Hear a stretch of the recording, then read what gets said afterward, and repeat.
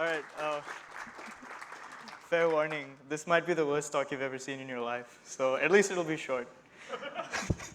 So it's just an idea, a half-baked idea that I've been tossing around, and I thought it might be interesting to do a talk on it. So I read 1984 because like I hadn't read it before I proposed this talk, so I just read it the other day, and oh god, it's dark. So apologies. But you know the slogans, right? So it's war is peace, freedom is slavery, ignorance is strength. So if you're a non-functional programmer, you say that it's really great to be able to write intuitive code without interference from the language. So peace is peace, right? The problem with that, though, is that when you're writing your program, but when you actually have to run your program, you run into all sorts of I've run into lots of issues while writing programs in these languages. So functional programmers say, no, that's wrong. I want to figure out every possible way in which the compiler can tell me that I make a mistake before I actually have to run my code. So war is peace. And peace is like the compiler declaring like eternal war on your code. War is peace. Freedom is slavery. So if you're a non-functional programmer, it's great that every function can do everything. So you don't really have to worry about where to put stuff. You can just write stuff, and it'll work, and everything's great. Except, it's really easy to write the first time, but if you want to make any changes to your program, it's almost impossible. So, like, freedom is freedom, except when it's not. And functional programmers say, no, freedom is slavery. What you really want is you want to make sure that your function can do as little as possible, and you have a whole bunch of little functions, and you put them all together. And it's a bit harder to write the first time. But if you ever want to make changes, and I've seen this myself, like literally I've taken a code base that I know nothing about, kind of change something, watch the type errors, fix the type errors, wow, everything works. Like, it does work as advertised.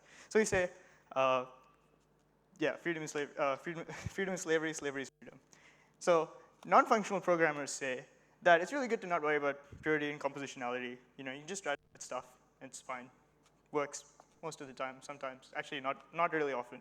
It's very rare that it works the first time. So the thing is, if you don't really know anything about your programs, then there's, except that they exist, then they're slow, they're hard to analyze, and full of bugs. That ignorance is strength.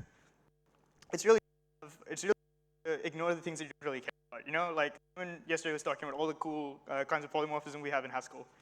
Priority polymorphism, arbitrary rank polymorphism, levelly polymorphism, hopefully linearity polymorphism soon. There's a great talk by Runa about when constraints liberate, liberties constrain. And my favorite application of this trick is you talk about the monad, which, yep. That's okay. Oh, that's fine. Yes, I can. Hello. Yeah, so Runa has a great talk about liberties constraining, constraints liberating, which is really great. And my favorite application of this is when you talk about ST, so the rank 2 trick to be able to kind of make it so that you can enforce single-threaded state without worrying that, yeah, and while still having a lot of the benefits of functional programming when you need them. So this is beginning to resemble doublethink. And what is doublethink? Doublethink is, as defined, is when you hold like two contradictory opinions in your head. And so at the moment, I consider myself really enthusiastic and almost zealous about functional programming.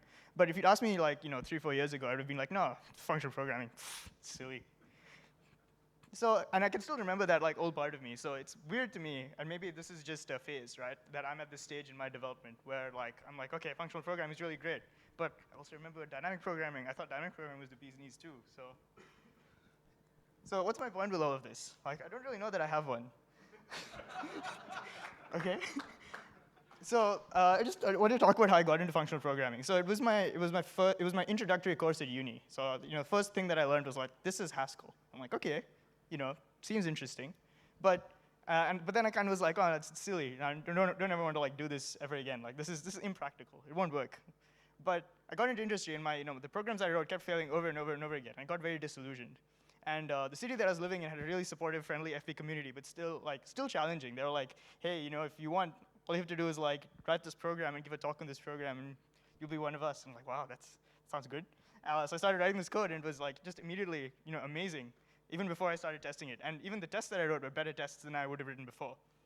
And for me, at least, it took like a lot of pain to like get into FP. And I was still wondering I'm still trying to figure out if there's an easier, better way for everyone.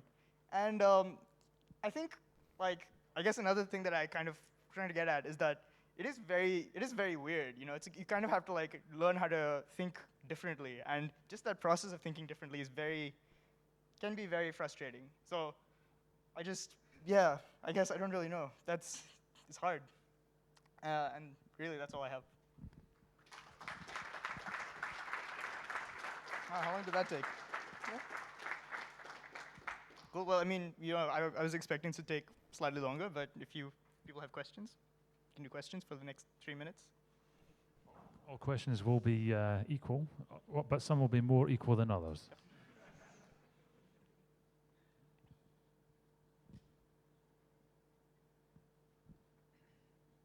Yep. I'm happy to repeat the question if I can hear it. So in the context of your talk, Yep. what constitutes a thought crime?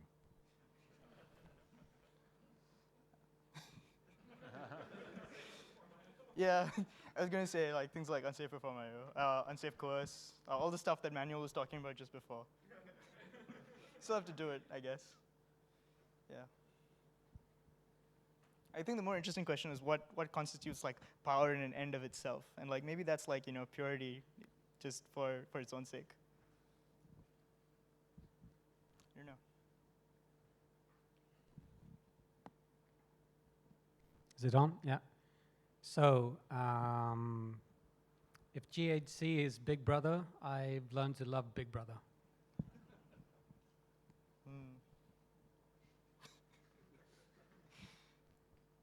Yeah, but so the interesting thing about the book, right? Because like I said, I only like read it the other day, like properly. Was like it's questionable whether or not Big Brother exists, right? But I mean, GHC, you can see it. It's like it's there. You can touch it. It exists as much as anything else exists. So. Anyone else? Any other Orwellian puns, or should we give V a big hand? Thank him very much.